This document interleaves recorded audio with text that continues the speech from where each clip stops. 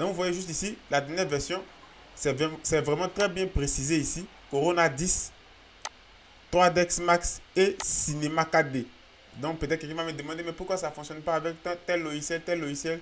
Donc tu vois que déjà ici, c'est tellement bien précisé. Voilà. Donc la date de sortie, c'est le 22 juin 2023. Voilà, j'ai été notifié il y a longtemps, mais comme j'avais pas trop le temps, c'est pourquoi j'ai pas pris le temps de réaliser une vidéo là-dessus.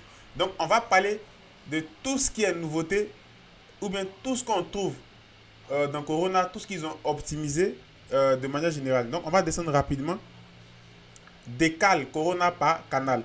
Le décale, pour tous ceux qui me suivent il y a longtemps, j'avais même réalisé une explication dessus sur la chaîne sur Very for SketchUp. C'est juste que ici, c'est Corona pour 3DX Max et Cinema 4D. Mais dans l'ensemble, l'explication ne va pas changer.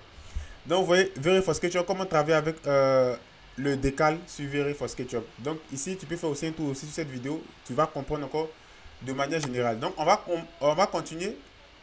Et vous allez comprendre, on va prendre le temps de lire ici et vous allez voir qu'est-ce que de manière générale ça signifie.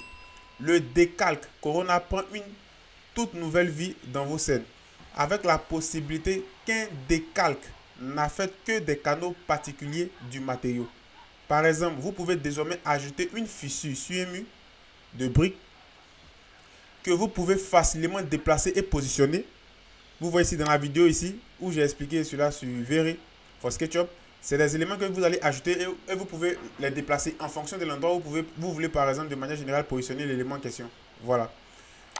Donc voilà, c'est ce qu'on vous dit ici. Facilement déplacer et positionner sans perturber la couleur et les autres paramétrages des briques et du mortier. Comme dans l'exemple ci-dessous, ajouter des empreintes à l'aide d'un déplacement qui conserve la texture d'origine du sol. Vous voyez ici. Vous voyez là, de manière générale, c'est un sol. Mais ils ont ajouté le décalque. Et où ils ont ajouté le décalque, c'est là que le décalque a... C'est-à-dire, c'est sur ces parties-là que le décalque a agi. Ça n'a pas affecté les autres éléments au niveau du sol.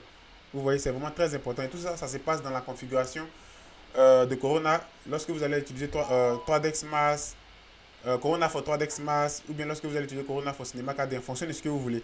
Donc, c'est la première optimisation qu'ils ont réalisée dans les mises à jour. Donc, on va descendre tout doucement. Ici, on dit caméra à l'intérieur des volumes. Ça, c'est vraiment très intéressant. Tu vas me demander c'est quoi tout ce qui est caméra à l'intérieur des volumes. Je vais t'expliquer. On va prendre le temps de lire ici tout doucement.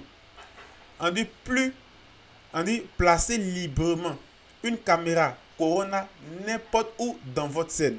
Donc, tu peux placer ta caméra n'importe où dans ta scène.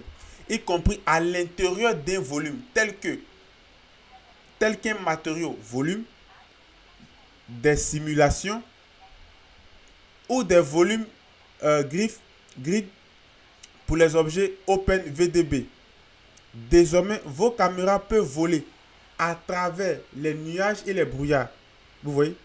Vos caméras peuvent voler à travers les nuages et les brouillards, s'élever et faire surface d'en bas jusqu'au-dessus de l'eau, traverser le feu et plus encore. Donc ici, ils nous ont donné un exemple ici. Regardez là, ils nous ont donné un exemple. Je pense que par cet exemple, vous allez comprendre. Ici, vous voyez qu'on a une piscine. Au niveau de la piscine est dessinée et autres. Forcément, il y aura de l'eau à l'intérieur de la piscine. Donc, vous allez voir qu'automatiquement, regardez, on va lire. La caméra peut également recevoir des dimensions physiques utiles lorsqu'elle se trouve à moitié et à moitié hors d'un volume. Vous voyez? Lorsqu'elle se trouve à moitié dans et à moitié hors d'un volume. Et ici, juste devant, on met par exemple, lorsque la moitié de l'image est sous l'eau et l'autre moitié au-dessus de l'eau. C'est-à-dire, on a la moitié de l'image qui est dans l'eau et on a l'autre moitié qui ne se trouve pas dans l'eau. Vous voyez? Avant, c'était un peu compliqué de faire ça et autres, mais maintenant, dans la nouvelle mise à jour Corona 10, ils ont optimisé tous ces petits détails-là. Voilà. On va continuer. Amélioration du flou d'offre de haute lumière. Donc, vous allez comprendre. Ici, on va descendre tout doucement juste vers le bas et vous allez comprendre juste là. Regardez juste ici. On dit l'activation du nouveau DOF H-Light Solver améliorera considérablement l'apparence du flou des reflets. Entre parenthèses, à la fois les réflexions et les lumières directement visualisées. Donc ici, on vous donne un exemple. Vous allez voir. Regardez, on vous donne un exemple. Regardez. Regardez bien. Je vais placer l'élément juste au milieu. Lorsqu'on regarde les deux exemples, vous voyez que sur cette partie, la qualité d'image est différente de cette partie. Ça se voit. Vous voyez, regardez. Lorsque je vais venir jusqu'ici, regardez. Vous voyez ici, on sent un peu du bruit des grains juste ici. Regardez là. Un peu juste sur ce côté-là. Mais lorsque je vais revenir lisser avec la nouvelle fonctionnalité de Corona, vous voyez que cette image, ça devient encore plus propre. C'est ce qu'on veut vous dire ici dans cette nouvelle mise à jour de Corona Render au niveau du flou. Au niveau du flou d'off.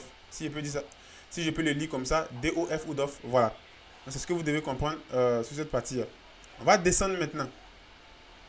Meilleure gestion de vos scènes avec les nouveaux listeurs. Et ça, je trouve que c'est l'une de la fonctionnalité la plus puissante. Pour moi, je pense, toutes les fonctionnalités sont bonnes, mais je pense que au niveau du listeur, c'est vraiment quelque chose qui est vraiment très intéressant. Au niveau du listeur, la gestion des listeurs. Et vous allez savoir pourquoi. On va descendre tout doucement et vous allez comprendre. On va prendre le temps de lire et vous allez voir.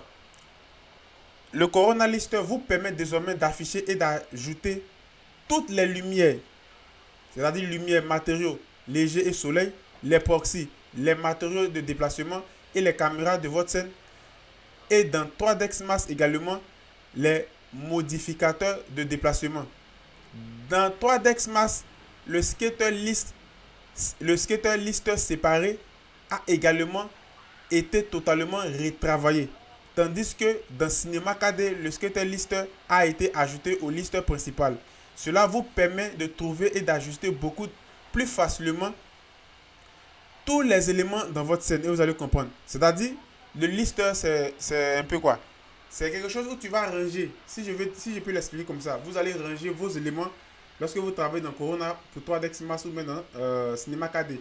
C'est-à-dire ici, tu vas faire ton lister là, lister végétation, lister caméra, lister light, lister, voilà, au fur et à mesure, ce que tu vas travailler, lister matériaux. C'est-à-dire une manière de ranger tes éléments plus proprement.